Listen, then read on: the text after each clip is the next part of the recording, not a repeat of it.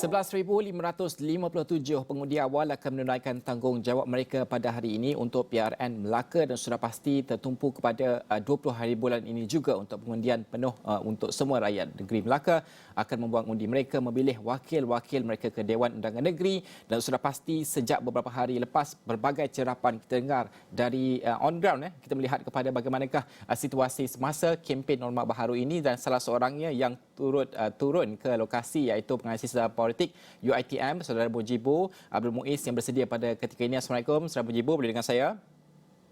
Waalaikumsalam Najib, selamat pagi. Selamat Boleh pagi. dengar? Okey, sudah beberapa hari berada di Melaka dan sudah pasti ada pandangan dan juga cerapan yang dilakukan. Bagaimana kalau dikongsikan apakah sentimen rakyat sebenarnya? Kerana sebelum ini kita merasakan ada 1, 2 dan 3 rasa rakyat ketika PRN Melaka ini. Sebenarnya berapa rasa rakyat dalam PRN pada kali ini? Ya, setelah hujung minggu berada di Melaka untuk memerhatikan trend ya, walaupun masih lagi ada beberapa kawasan yang tidak saya kunjungi ya, tetapi saya menumpukan di kawasan-kawasan yang boleh dikatakan kawasan panas, terutamanya di sebelah Tanjung Bidara yang berada di bawah Parlimen Alor Gajah dan Masjid Tanah lah.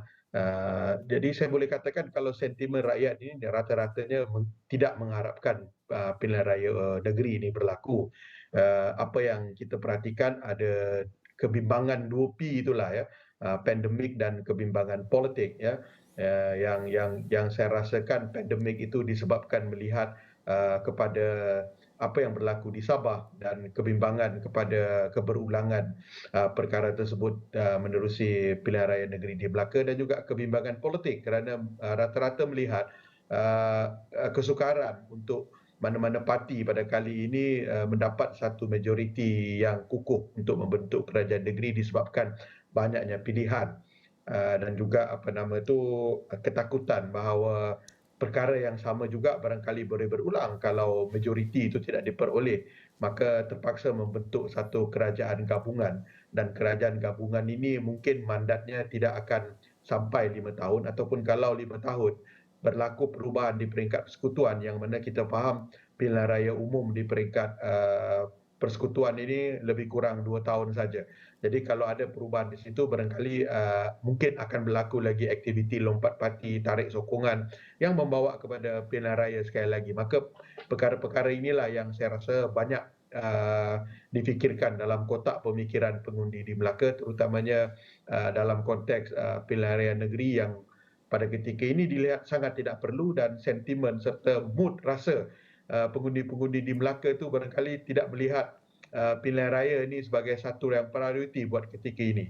Ya, itulah yang saya boleh katakan setakat ini. Najib. Dan sudah pasti kita melihat bahawa kempen kali ini jauh berbeza kerana akibat pandemik tersebut. Malah faktor 2P yang disebutkan oleh Saudara Mujibu sendiri, pandemik dan juga politik itu sendiri. Kerana mungkin rasa bosan dan sebagainya juga mempengaruhi sikap mereka itu. Namun dalam sudut aspek untuk berkempen dalam norma baharu ini, bagaimana untuk kita menyaksikan bahawa ahli politik sudahkah mereka mengadaptasi kepada norma baharu ini, iaitu menerima keadaan bahawa mereka tidak lagi boleh berkempen seperti sebelum pandemik COVID-19.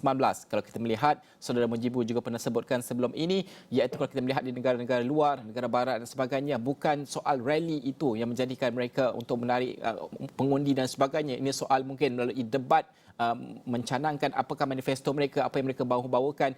Di Melaka pada kali ini, bagaimanakah dengan norma baharu ini? Adakah mampu pada pandangan Saudara Mujibu menarik golongan pengundi ini setidaknya untuk keluar mengundi mungkin? Ya, saya rasa dalam konteks tarik pengundi untuk keluar mengundi ini memerlukan satu kerjasama yang jitu daripada semua pemegang taruh, ya, bukan saja SPR, NGO, agensi-agensi penerangan kerajaan dan juga parti politik itu sendiri. Barangkali dalam konteks ini sebab kekangan-kekangan itu barangkali mungkin boleh dilonggarkan sedikit dan juga ada peraturan-peraturan yang boleh dipinda kerana inilah apa yang kita katakan proses pembelajaran dan perkembangan daripada apa yang berlaku tu dan mengambil hikmah daripada apa yang berlaku pada ketika ini untuk penambahbaikan. Sebagai contohlah kan kalau kita kata mengapa tidak SPR memanjangkan tempoh mengundi bukan daripada 8 ke 5, ikut macam Singapura dilanjutkan sampai ke pukul 8 malam. Itu mungkin kita boleh ikut bagi menggalakkan orang untuk turun mengundi dan memberikan satu suntikan motivasi agar mereka boleh mengundi. Itu satu contohlah. Dan juga kalau kita perhatikan dalam aspek SOP yang ketat disebabkan pandemik yang menghalang proses berkempen. Saya rasa apa yang berlaku pada ketika ini mungkin parti-parti politik sudah beradaptasi dengan menggunakan medium-medium baharu, terutamanya media sosial dan pendekatan maya bagi menyampaikan kempen. Tetapi apa yang kita perhatikan, jelas terdapat masalah dalam konteks ini. Bukan saja daripada parti-parti kerajaan tetapi juga parti-parti yang lawan.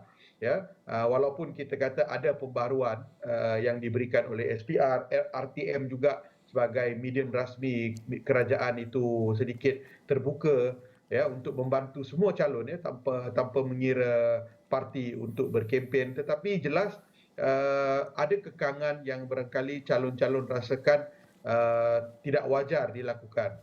Apatah lagi mengambil kira SPR sudah ada pengalaman di dalam PRN di Sabah dan juga PRK di Chini dan juga di Slim, yang mana pada ketika itu vaksinasi belum meluas ya, herd community juga tidak besar seperti di Melaka, tetapi boleh melakukan kempen secara terbuka. Rata-rata yang saya perhatikan adalah barangkali calon itu merasakan bahawa kempen di media sosial ini barangkali tidak menepati sasaran. Apa yang saya boleh bincangkan di sini, rata-rata calon ya, yang saya temui mengatakan bahawa menerusi alam maya itu bila kita berkempen katanya tidak semua yang mendengar itu adalah pengundi. Kebanyakannya adalah orang yang tidak ada kena-mengena dengan Melaka, dan ketika mereka mungkin masuk ke dalam Facebook ataupun masuk ke dalam Instagram dan juga YouTube, iaitu barangkali tidak menyaksikan keseluruhan apa tu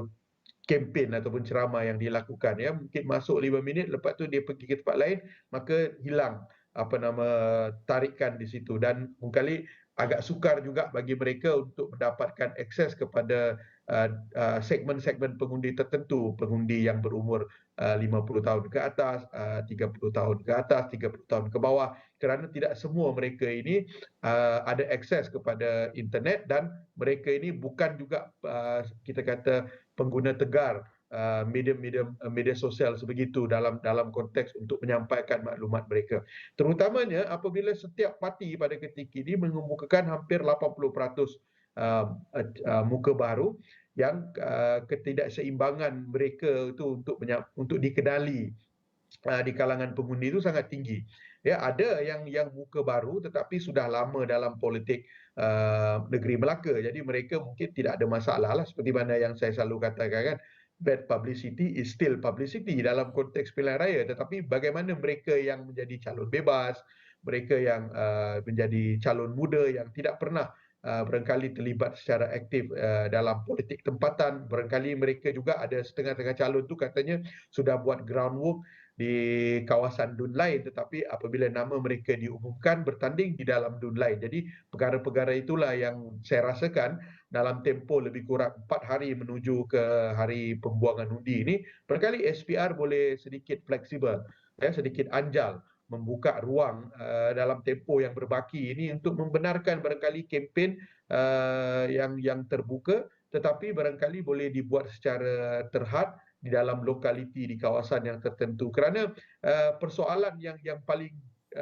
banyak dipersoalkan oleh calon ketika shopping kompleks boleh dibuka, kerja sudah boleh dibuka, kita boleh diajar untuk hidup dalam norma baru bagi aktiviti-aktiviti tersebut, tetapi tidak dalam pilihan raya. Sedangkan Melaka ini barangkali boleh dijadikan litmus test kepada pilihan raya Sarawak. Mengapa kita tidak menjadikan Melaka ini satu medan untuk menguji dan juga mengkaji pelaksanaan-pelaksanaan penambahbaikan bagi pilihan raya, dan barangkali perkara-perkara ini boleh dibawa bagi memudahkan lagi pilihan raya negeri Sarawak yang barangkali lebih besar, demografinya lebih luas kawasannya berbanding dengan negeri Melaka, dan akhirnya kita akan menjadikan proses pilihan raya kita ini lebih baik dalam konteks norma baru di zaman pandemik ini.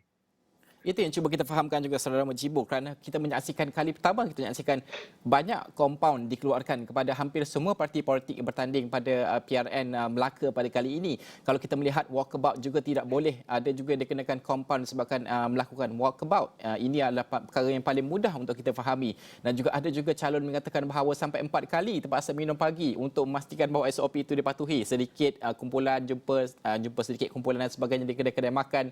Ini antara cara kreatif mereka untuk mendekati pengundi dan sebagainya. Saudara Mujibur menyebutkan bahawa keanjalan itu harus diwujudkan sedikit oleh SPR untuk memahami konteks ini, dan bagaimana untuk kita melihat bahawa kalaupun negeri seperti Melaka yang mungkin lebih mudah untuk pengurusan logistik dan sebagainya, bagaimana untuk kita terjemahkan ini kepada PRN lain, Sarawak di peringkat PRU dan seterusnya. Bagaimana untuk kita saksikan bahawa ini cara baru, bermakna SPR juga perlu ada cara baru membenarkan kempen ini dilakukan. Ya, saya rasa kita bukan negara yang pertama mengadakan pilihan raya ketika pandemik. Kita ada contoh bagaimana kita kata pilihan raya presiden di Amerika ya, yang berlaku di zaman pandemik, tetapi mencatatkan penratusan turun undi yang tertinggi ketika pilihan raya presiden di antara Donald Trump melawan dengan Joe Biden.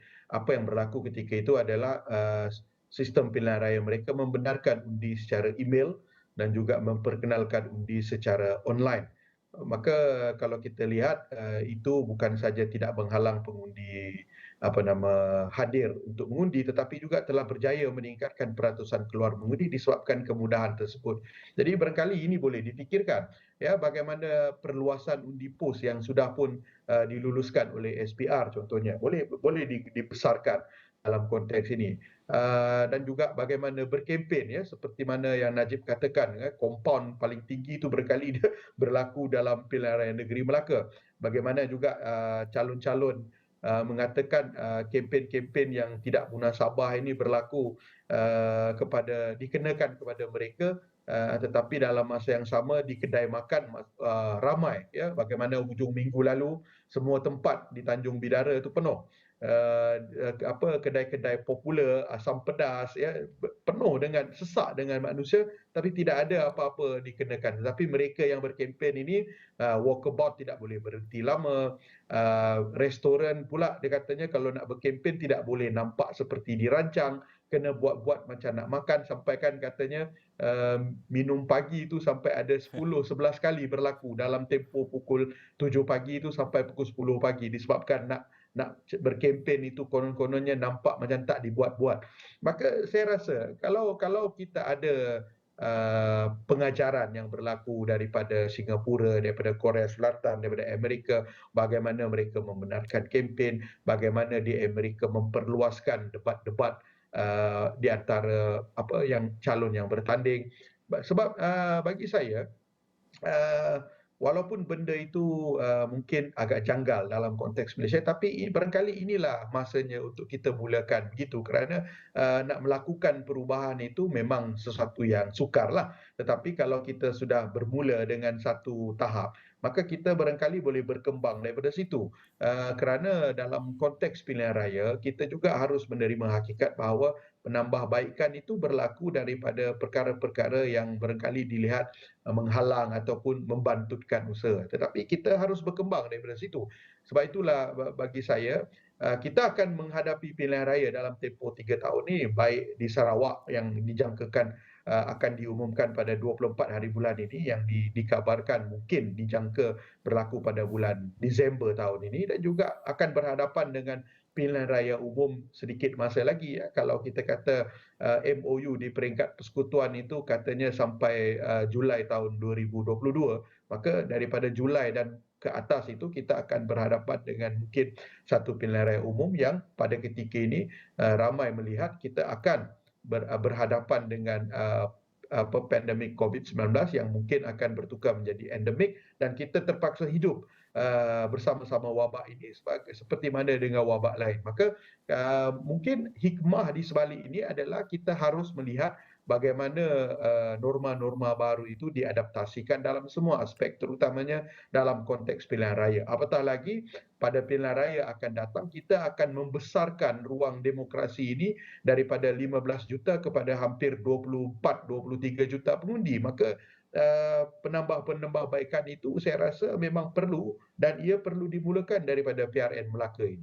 Okey, itu kita melihat bagaimanakah corak kempen mereka dalam keadaan norma baru ini dan juga sudah pasti kita melihat bahawa wajarnya kita memberikan ruang kepada kempen yang memenuhi norma baru namun juga memahami konteks politik tersebut.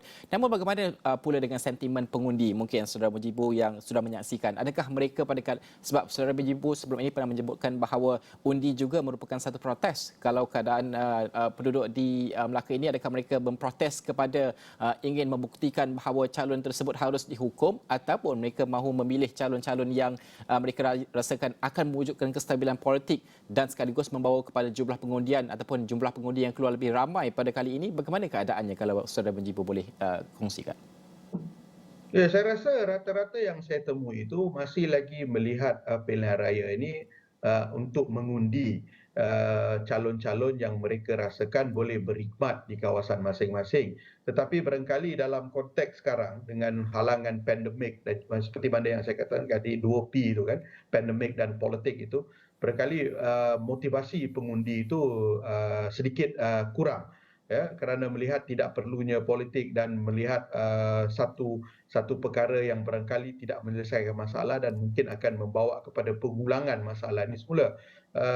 Itu sebab saya rasakan dalam konteks ini semua pemegang taruh itu perlu memberikan uh, pendidikan ataupun mendidikan kesedaran bahawa keluar mengundi ini bukan itu adalah sebagai hak. Ya, seperti mana yang saya katakan di sebelum ini, mengundi juga itu adalah satu sifat protes. Bukanlah kita kata kita protes sampai kita boikot tidak hadir mengundi. Kerana kuasa rakyat sebenar sebagai seorang warga negara itu adalah undi itu sendiri. Ya, bagaimana sering saya katakan dalam konteks PRN Negeri Melaka ini, kalau tidak berpuas hati dengan orang politik yang menyumbang kepada permasalahan ini, maka hukum mereka menerusi undi itu. Kerana mereka yang dikatakan menyumbang kepada masalah itu memang ada dalam pilihan raya pada kali ini. Ya, nak menghukum katak yang melompat, nak menghukum orang yang mencetuskan huru-hara parti sehingga membawa kepada pilihan raya, mereka bertanding pada politik, maka gunakan kuasa itu untuk mengajar mereka atau memberi mereka isyarat bahawa kita tidak gemar kepada ini. Jadi dalam konteks inilah barangkali semua pihak, parti politik ke, NGO ke ataupun SPR sendiri yang sudah pun menetapkan sasaran 70% dan kebanyakan pihak yang saya temui menyatakan agak sukar untuk mencapai angka itu. Barangkali mungkin dapat sekitar 50 ke paling tinggi pun 60%. Maka saya rasa perlu ada satu pendidikan kesedaran. Seperti mana contoh kita kata dalam setiap pilihan raya bagaimana kempen ataupun lagu-lagu yang catchy digunakan bagi menarik pengundi itu saya nampak tidak wujud dalam konteks PRN Melaka ini. Ya, mungkin dalam tempoh yang berbaki ini semua pihak ya, media cetak, Jabatan Penerangan barangkali boleh membantu SPR dalam hal ini untuk menggalakkan mengundi dan juga adanya pendidikan dan kesedaran pengundi bahawa mengundi ini adalah hak dan bagaimana konsep kuasa rakyat yang sebenar itu adalah datang daripada undi. Mungkin dengan perkara-perkara inilah kita boleh meningkatkan sedikit kesedaran, ya, memberikan suntikan motivasi kepada pengundi yang bukan saja berada di negeri Melaka tetapi yang berada di luar ini untuk turut balik dan melaksanakan kuasa mereka sebagai warga negara bagi mengundi, kerana pilihan raya ini adalah untuk memilih siapa menjadi kerajaan, ya, dan siapa yang menjadi kerajaan itu akan menentukan hidup warga Melaka ini secara keseluruhan bagi tempoh 5 tahun. Seperti mana yang saya cakap Saudara Najib, ya,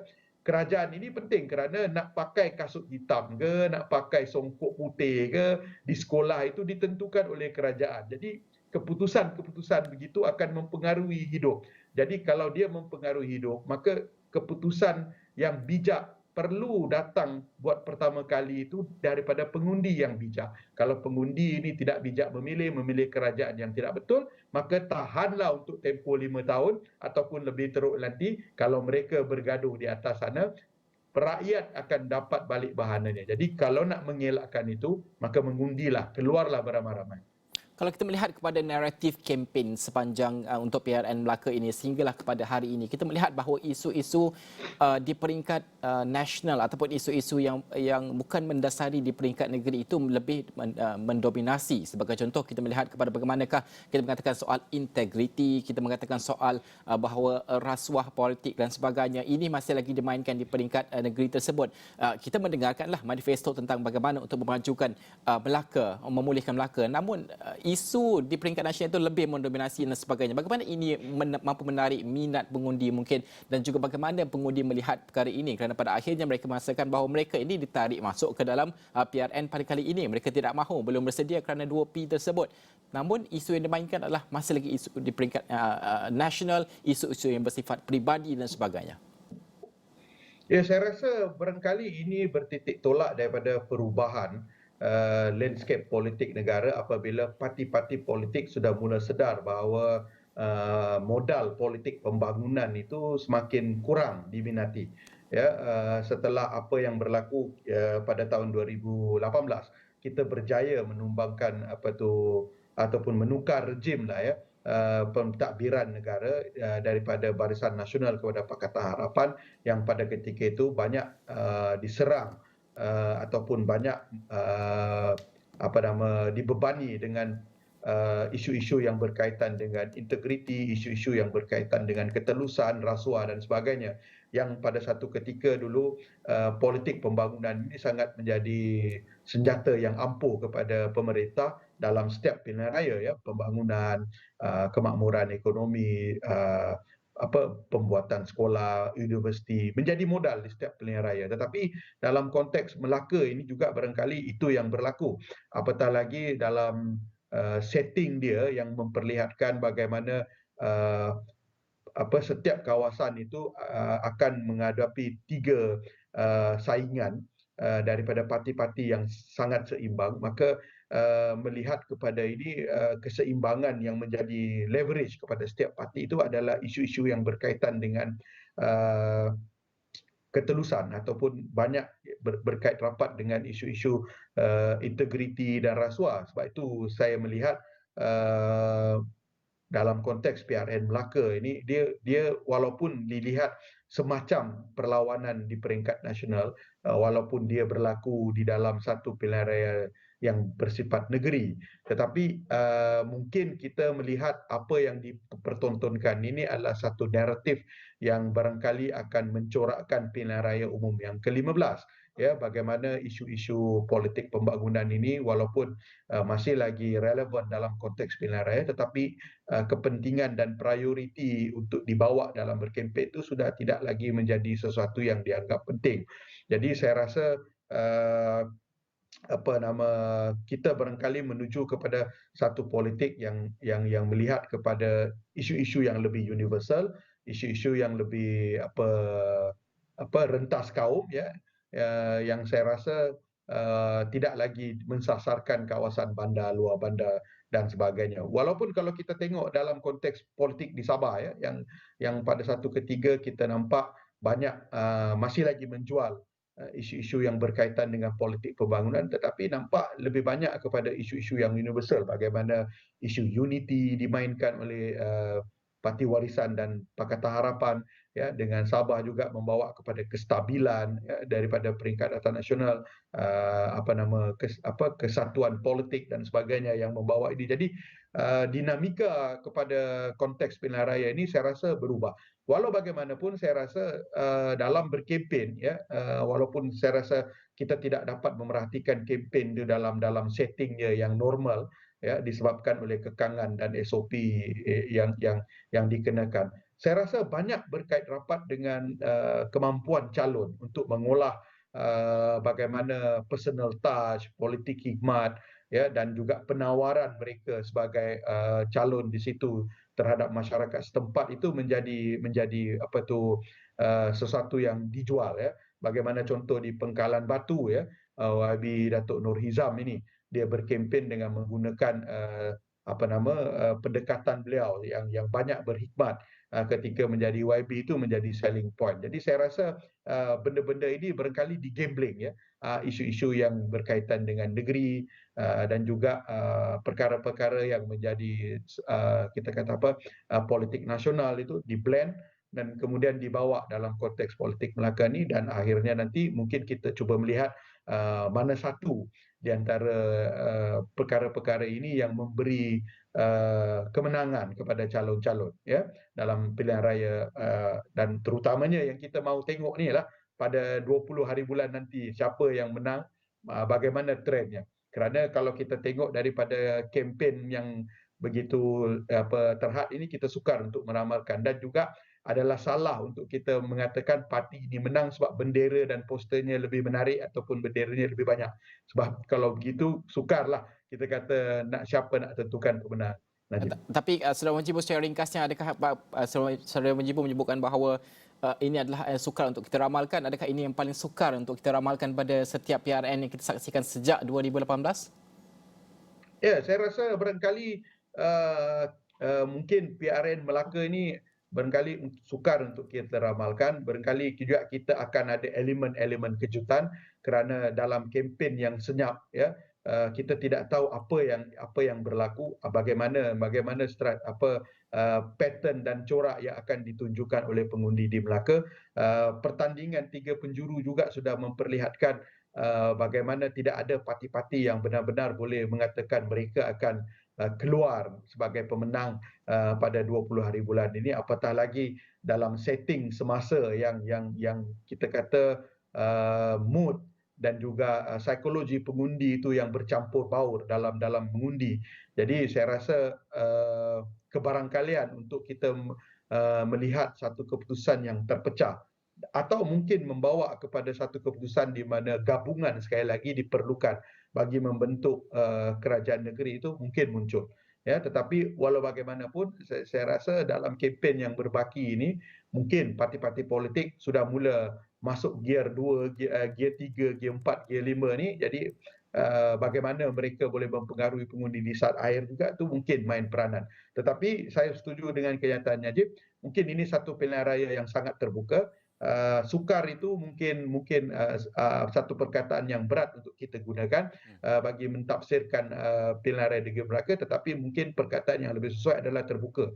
Kalau terbuka ni maksudnya semua orang ada peluang, ya, walaupun ramai yang menyatakan ini lawan di antara BN dan PH, tapi kita tidak boleh menafikan juga peluang orang-orang lain, terutamanya Perikatan Nasional dengan dinamika kerjasama di antara PAS dan juga Bersatu, ya, sebab kita tahu ada sebagai contoh saya boleh canangkan bagaimana Tanjung Bidara itu bila saya turun saya dapat rasakan persaingan sengit di antara UMNO dan juga Bersatu, disebabkan dua calon ini datang daripada DNA yang sama, mengenal jentera masing-masing, mengenal pengundi masing-masing, dan ada kelebihan dan juga keistimewaan masing-masing dalam konteks Tanjung Bidara. Jadi sangat terbuka saya rasa. Okey, sudah pasti kita menantikan keputusannya selepas 20 hari bulan nanti kita dapatkan keputusan sama akan ada parti yang boleh memenangi. Kalau berdasarkan keadaan semasa, sukar untuk kita lihat keadaan tersebut. Namun bagaimanakah gabungan kemungkinan yang akan diwujudkan selepas itu, dan persoalan yang ditimbulkan kerana kalau ada gabungan selepas itu, apakah fungsinya pilihan raya pada kali ini? Kerana pilihan raya kali ini juga tertubuh ataupun berlakunya pilihan raya pada kali ini disebabkan oleh gabungan tersebut yang berpecah, menarik sokongan dan sebagainya. Ini persoalan tentang P kedua, iaitu tentang kestabilan politik tersebut yang menjadi kegusaran penduduk negeri Melaka. Terima kasih Saudara Mujibu Abdul Muiz, pengasas parti UiTM, kerana berkongsikan bersama dengan kami berdasarkan pemerhatian yang turun ke lapangan melihat sendiri reaksi dan juga sentimen pengundi-pengundi negeri Melaka dan juga bagaimana keadaan di sana dengan kempen norma baru. Baik, kita akan berhenti seketika. Selepas ini kita bercakap tentang aspek SOP PKP tadi kita dah bincangkan, tapi bagaimanakah untuk kita melaksanakan dalam aspek norma baharu ini dan apakah kepentingan utama kerana kadar vaksinasi sudah tinggi, apa lagi alasan kita untuk tidak membenarkan mungkin kempen tersebut, dan jika kita ingin mahu membenarkan di masa hadapan, bagaimanakah ia boleh dilakukan dengan secara lebih teratur dan juga secara lebih berdisiplin selepas ini.